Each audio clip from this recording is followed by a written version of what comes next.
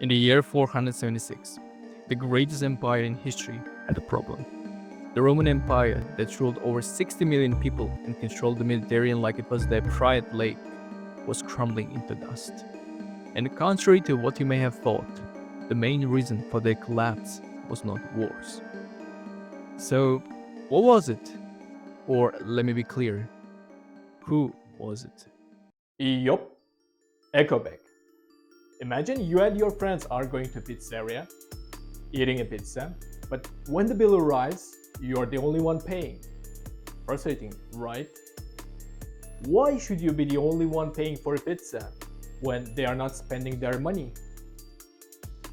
Believe me or not, that was the exact reason for Rome's downfall.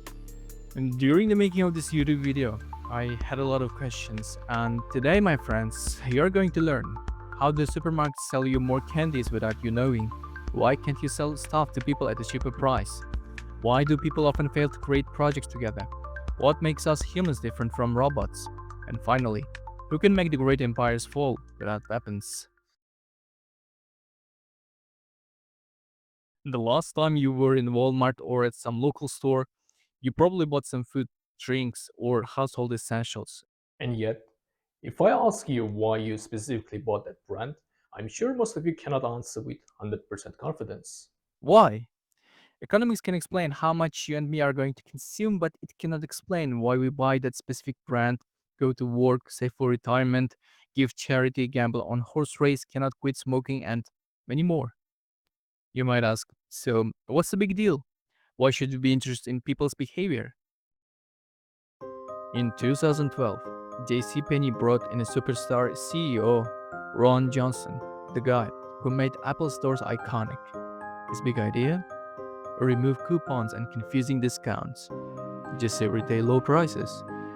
Sounds genius, right? Except it didn't work. Shoppers weren't excited anymore. It was basically no deal, no thrill. Sales decreased by 25%. Stock price dropped 60%, and nearly $1 billion were lost. Why? Because on paper, a lower price should mean more sales. But in real life, turns out people aren't always rational. We love discounts. We love feeling like we have outsmarted the system. Without coupons and discounts, simple low prices felt.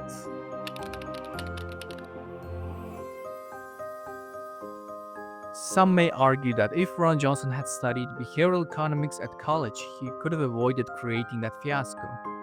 But what exactly is behavioral economics?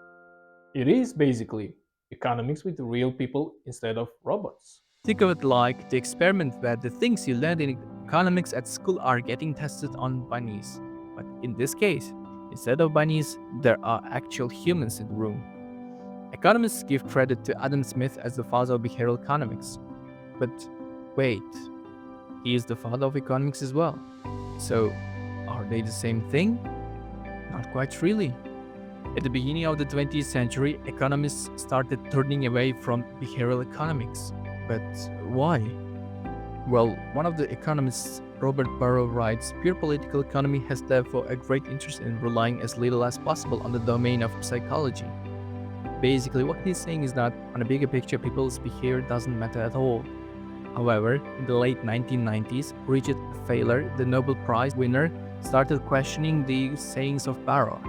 He writes, the problem seems to be that while economists have gotten increasingly sophisticated and clever, consumers have remained decidedly human.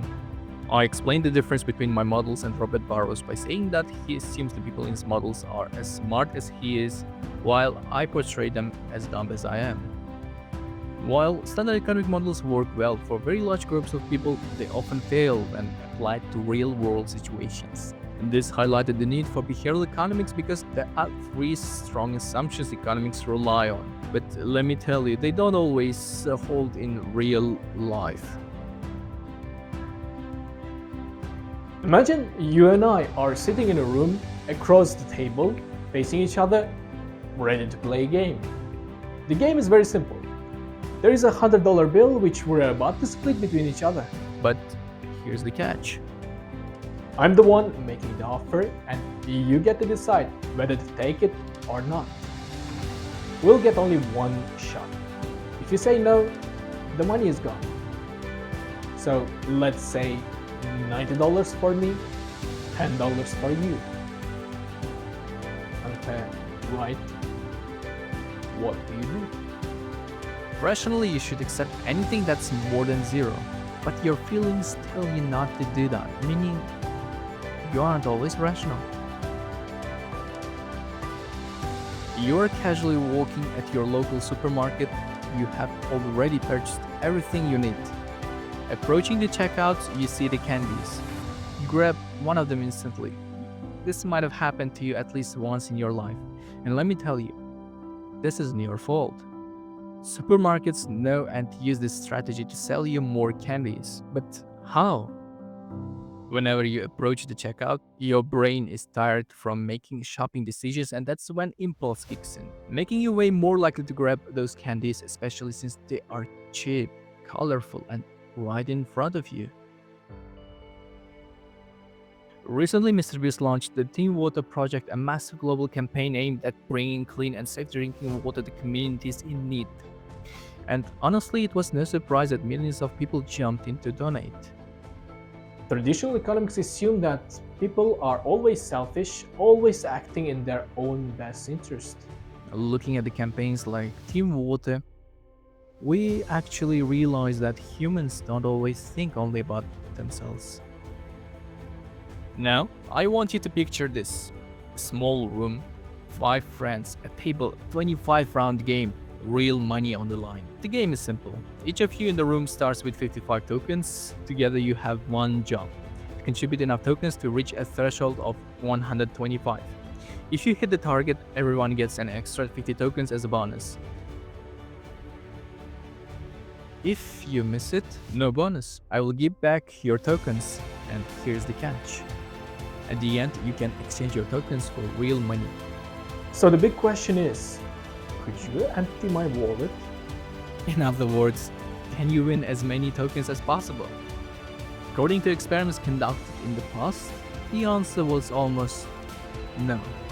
In the early rounds of the game, because trust between people was low and coordination was messy, participants hesitated to contribute too much out of fear that others aren't gonna do the same. But then something changed. By the later rounds, people began to understand the game.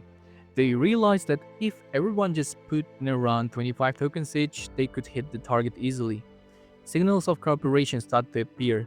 Participants consistently contributed 20 to 30 tokens each round. So, unfortunately, leaving the room with the most amount of money is impossible because it depends not only on you, but on others as well. In summary, what can we learn from this experiment? Collaboration, trust, and shared understanding can turn chaos into order and can transform self interest into collective success. Now, let's return to our little story about the Roman Empire. The Romans built the empire of marble cities, massive armies, and roads stretching thousands of miles. But the glory of the Roman Empire didn't last forever. You might question, what was the actual reason of its downfall? A breakdown of trust and cooperation, the same foundation that allowed Rome to rise in the first place. Taxes. Rome relied on taxes to fund its armies, roads, and infrastructure. But as citizens started to avoid paying, the empire's lifeblood began to drain. Trust eroded, cooperation failed, and the system that once worked smoothly started to collapse from within, just like in our threshold game. And here's the thing, this isn't just about 5 friends in a game or even an empire like Rome. It's about us. Every community, every team, every relationship we build, it all runs on trust and the belief that if we each play our part, we all win together. So, as you're watching this, think about it. Where in your life are you part of a threshold game? Maybe it's your group project, your workplace, your family, or even how we take care of our planet. If there's one lesson here, it's this: when we trust each other, we rise.